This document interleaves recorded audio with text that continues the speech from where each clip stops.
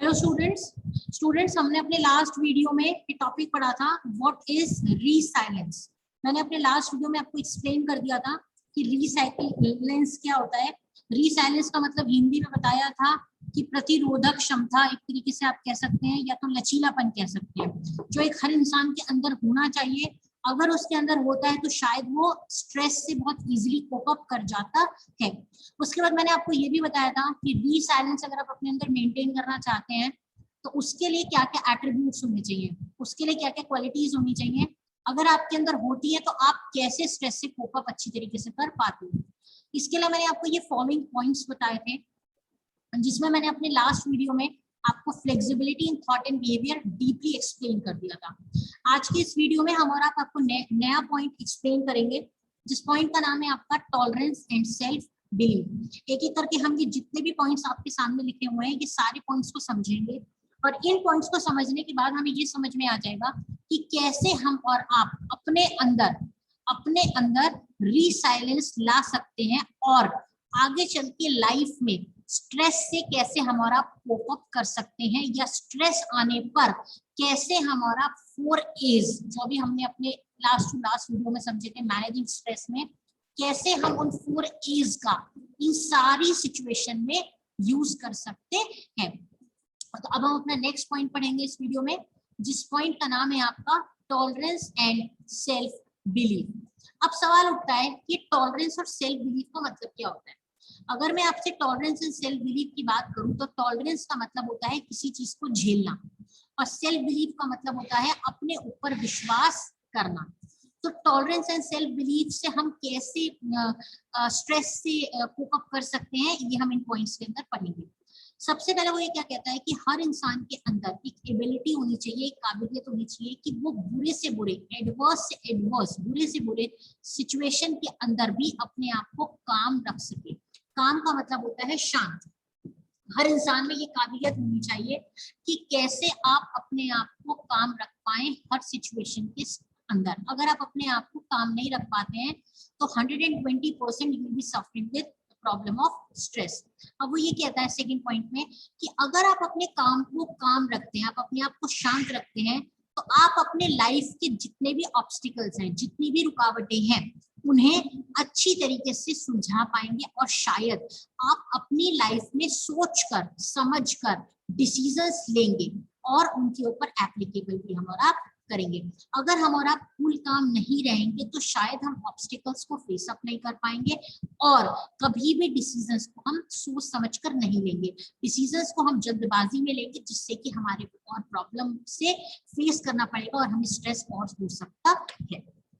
Next point क्या कहता है, a resilient person has the capacity to endure pressure on uncertainty without becoming negative। जो एक लचीला या एक प्रतिरोधक क्षमता से भरपूर इंसान होता है, वो उसके अंदर एक कैपेसिटी होती है, एक ऐसी ताकत होती है जिसकी वजह से वो कैसे बुरे से बुरा प्रेशर उसके ऊपर अगर आ जाए, ज्यादा से ज्यादा प्रेशर भी आ जाए, तो वो कभी भी नेगेटिव नहीं होता। जैसे कि फॉर एग्जाम्पल वो कभी होपलेस नहीं होता, कभी कड़वाहट उसके अंदर नहीं आती, या कभी चिचराहट नहीं होता अपने और दूसरों की तरफ। जितना भी परेशानियां आ जाए वो हमेशा कूल और काम ही रहता है, हर सिचुएशन को बड़े अच्छी तरीके से मैनेज करता है, और शायद टेंशन उसके चेहरे पर नजर नहीं आती जो कि उसके दिल में चल रही होती है।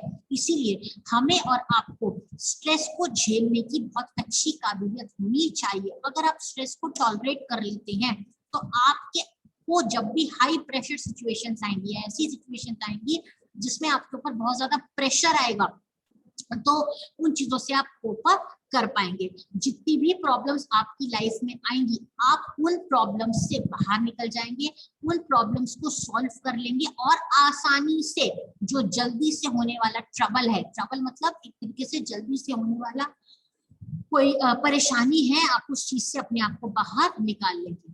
ये समझ लीजिए कि हमारी और आपकी चाहे वास्तविक जिंदगी हो, व्यक्तिगत जिंदगी हो, चाहे कामकाज से भरी जिंदगी हो, चैलेंजेस तो हमेशा आते ही रहेंगे। चैलेंजेस जो हैं वो इनविटेबल हैं, यानी कि वो कभी भी गायब नहीं होंगे। हमेशा हर कदम पर आपको चैलेंजेस का सामना करना पड़ेगा। बस डिफरेंस सक्सेस और फेलियर का रहता है, या तो उन चैलेंजेस में हम सक्सेस पा जाएंगे या तो उन चैलेंजेस से हमारा फेलियर हो जाएंगे। डिपेंड करता है सक्सेस पाना या फेल होना आपके रिएक्शन के ऊपर, कि आप अपने ऑब्स्टिकल्स को कैसे कन्फ्रंट करते हो, कैसे उनका सामना करते हो। डट के होशियारी से हिम्मत से करते हो तो सक्सेस पा लेते हो, और अगर नहीं करते हो तो फेलियर पाना निश्चित है। कुछ लोग ऐसे होते हैं जो बहुत ज्यादा पैसिमिस्टिक होते हैं और जल्दी से गिव अप कर देते हैं, मतलब कि कहीं भी कोई भी प्रॉब्लम होती है डर जाते हैं, भाग जाते हैं, ये कहते हैं मैं नहीं कर सकता, ठीक है। मगर कुछ लोग ऐसे होते हैं जो कितनी ही परिस्थिति खराब हो जाए मगर हमेशा उनका सकारात्मक व्यवहार ही रहता है। आप इस बात को यकीन माने या ना माने, आप अगर मानते भी नहीं है तो ये बात समझ लीजिए कि हम अपनी लाइफ में हर चैलेंज से बाहर निकल सकते हैं, ठीक है। बट जो लोग ऐसे होते हैं जिनका नेगेटिव एटीट्यूड होता है वो कभी भी नहीं निकल सकते।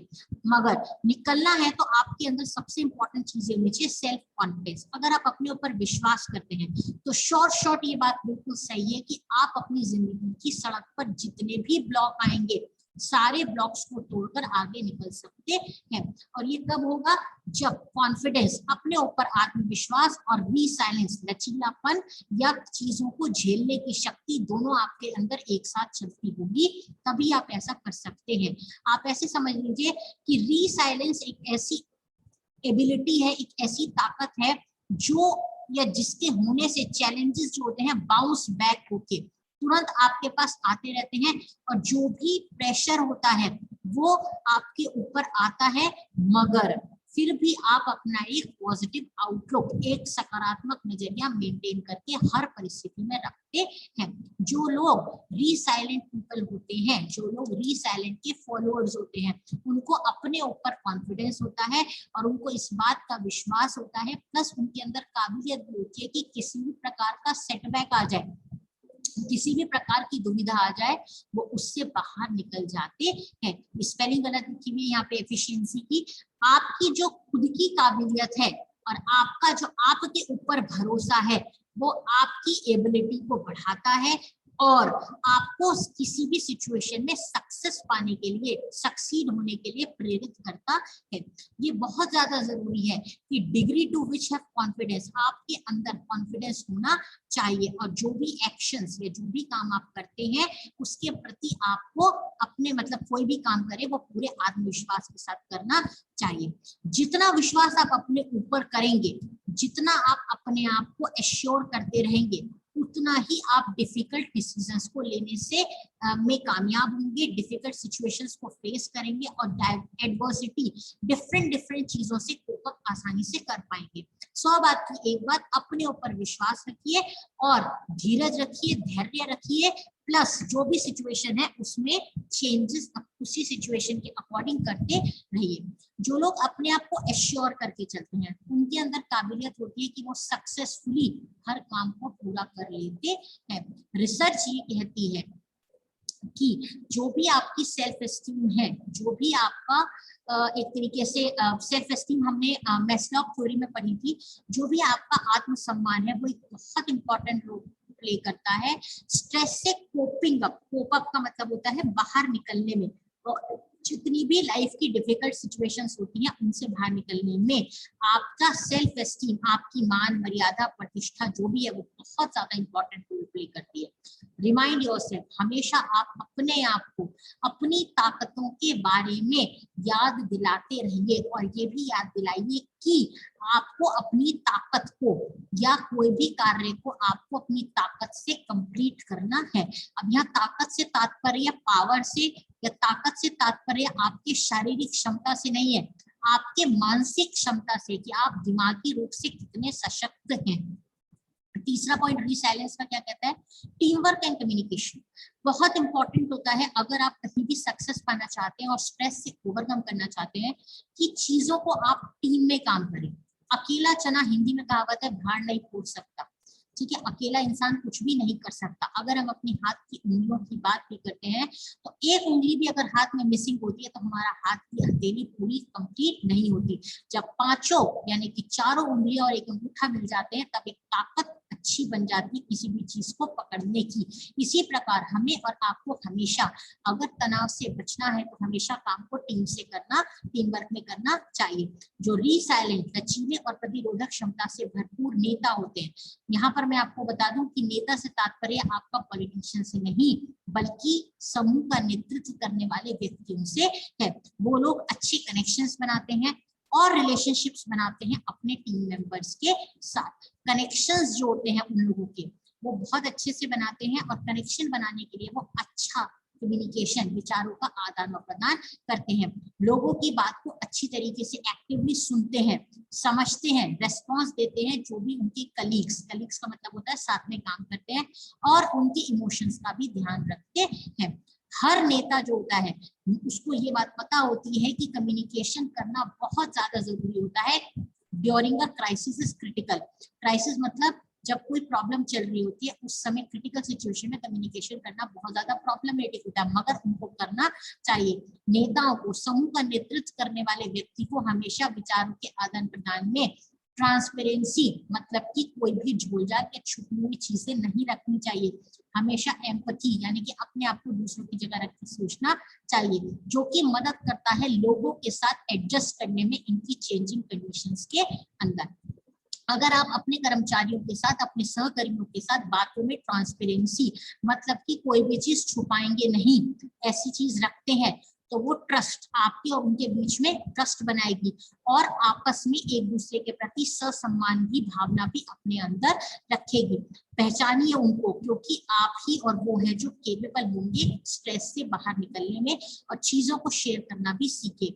अ सेवी लीडर, चिड़चिड़ा नेता या एक अच्छा नेता एनकरेज करता है लोगों को कि with a lack of emotional resilience, के अंदर भावनाओं में कम लचीलापन होता है, टू टेक अनदर लुक। वो हमेशा कहता है कि अगर आप इस तरफ नहीं कर पाते इस काम को तो दूसरे नजरिए से सोचिए, वे ऑफ थिंकिंग और इंटरप्रिटेशन ऑफ द इवेंट को अलग नजरिए से सोचकर अमल में लाइए। अब यहाँ पे लिखा है S/ही, मतलब ही या शी, दोनों व्यक्तियों की बात हो रही है।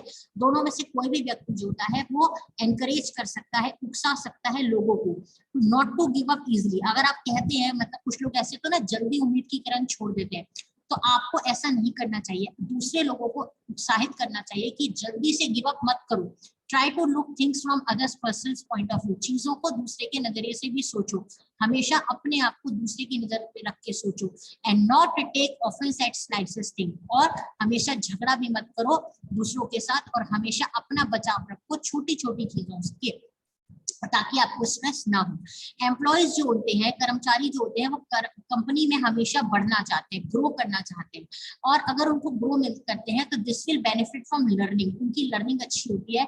और जो भी अच्छा इमोशनल रिसाइलेंस होता है, मतलब मानसिक तौर पर अगर हम उनको ग्रो करवाते हैं तो मानसिक तौर पर वो कहीं ना कहीं अपने वर्क प्लेस में अच्छी तरीके से डेवलप करते हैं। फायदा उससे ये होता है कि the benefit of building a effective team, अगर आप अपने कार्यस्थल पर टीम बना लेते हैं तो आप कभी भी अंडर एस्टिमेट नहीं किए जाते हैं। अच्छी टीम्स जो होती हैं उनको ग्रुप की इंपॉर्टेंस समझ में आती है, ग्रुप में आपस में विचारों के आदान प्रदान करने की बात भी समझ में आती है, और वही चीज होती है जो क्रूशियल होती है उनके सक्सेस के लिए। अगर कर गए तो सक्सेस पाते हैं, नहीं करे तो सक्सेस नहीं पाते।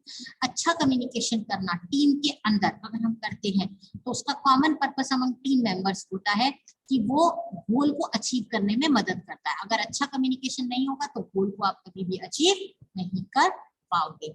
आप अगर अच्छा फ्रीक्वेंट जल्दी दोस्ताना विचारों का आदान प्रदान अपने टीम मेंबर्स के साथ करते हैं तो अपने टीम के लोगों के साथ आपके रिश्ते स्ट्रांग हो जाते हैं, आप में स्ट्रेंथ आ जाती है रिलेशनशिप में, और बिलोंगिंग, अपनेपन की भी भावना आ जाती है। इफेक्टिव टीम लीडर्स जो होते हैं उनको ये बात पता होती है that communication derives organisational efficiency. अच्छा कम्युनिकेशन जो होता है वो ऑर्गेनाइजेशन को एफिशिएंटली वर्क करने के लिए मोटिवेट करता है।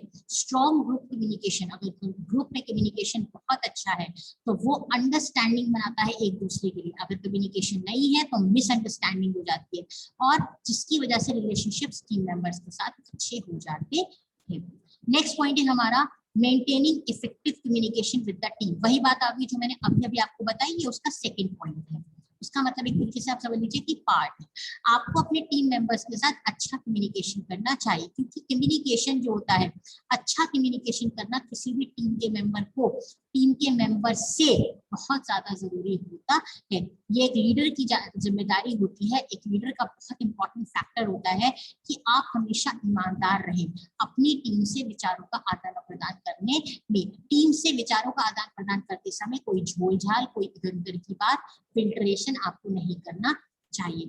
आपको हमेशा make time for communication, communication करने के लिए अपने टीम मेंबर्स के साथ समय निकालना चाहिए, क्योंकि अगर आपके पास समय नहीं है तो कभी भी आप इंपॉर्टेंट ऑब्जेक्टिव्स के ऊपर अपने टीम मेंबर से सलाह मशवरा नहीं करेंगे, अल्टीमेटली काम गड़बड़ होगा ही होगा। आपको मीटिंग्स के लिए, प्रोजेक्ट को अपडेट करने के लिए मीटिंग्स वगैरह करनी चाहिए, टाइम निकालना चाहिए। इससे आपकी टीम के साथ आपके रिश्ते बढ़िया होंगे और आप अच्छी तरीके से विचारों का आदान प्रदान कर पाएंगे।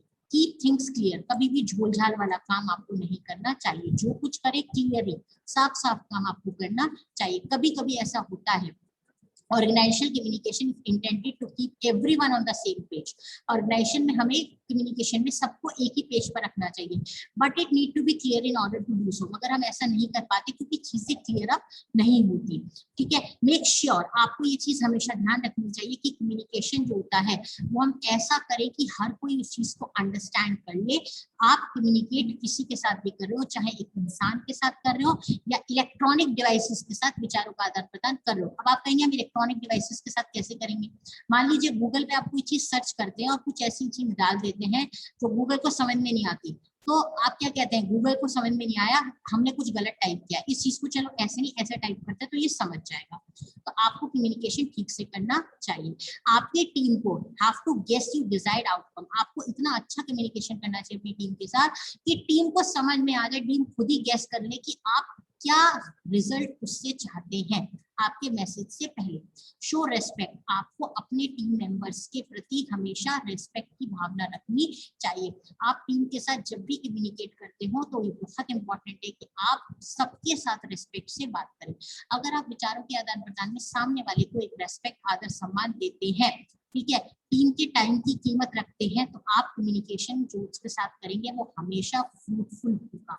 कंस्ट्रक्टिंग क्रिटिसिज्म, आपको क्रिटिसिज्म भी अगर आप करते हैं तो आपको वो भी किसी के साथ रेस्पेक्टफुल मैनर में करना चाहिए। कहते हैं ना, इज्जत बेइज्जती भी अगर करनी हो, किसी को बुरा भी बोलना हो, तो ऐसा मत बोलो कि उसको बहुत ज्यादा बुरा लग जाए।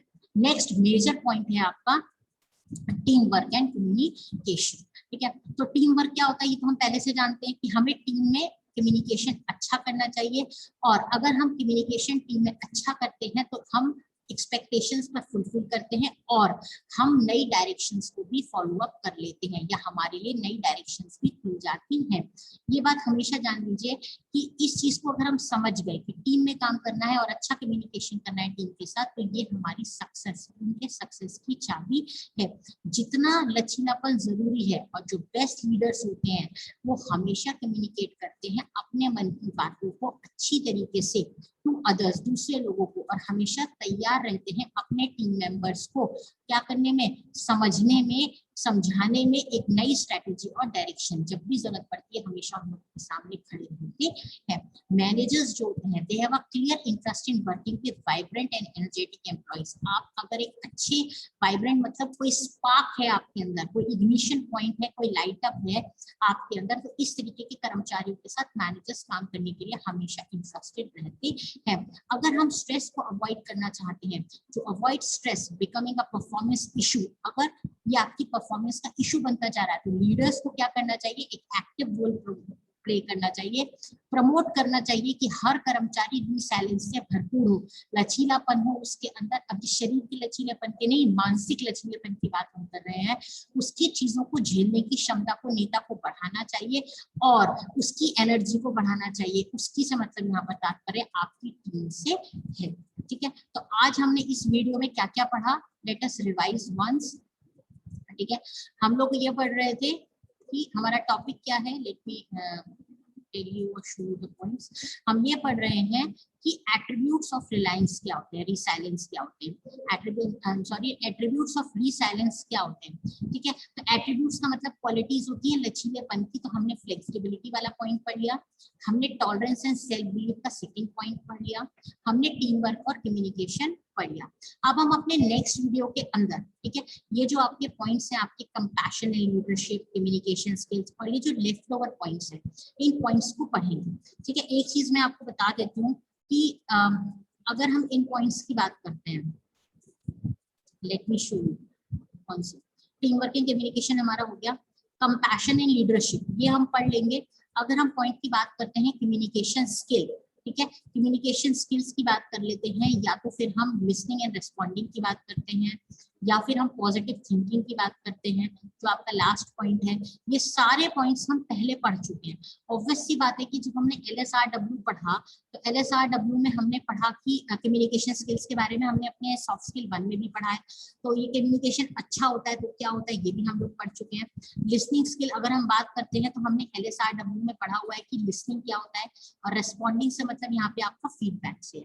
ठीक है, तो नेक्स्ट पॉइंट में, सॉरी नेक्स्ट वीडियो में हम अपने लेफ्ट ओवर पॉइंट्स को पढ़ेंगे। ठीक है, अगर किसी को कोई प्रॉब्लम होगी तो do let me know, else हम नेक्स्ट वीडियो के अंदर अपने इन सारे पॉइंट्स को, लेफ्ट ओवर पॉइंट्स को कंप्लीट अप करेंगे। ठीक है, थैंक यू।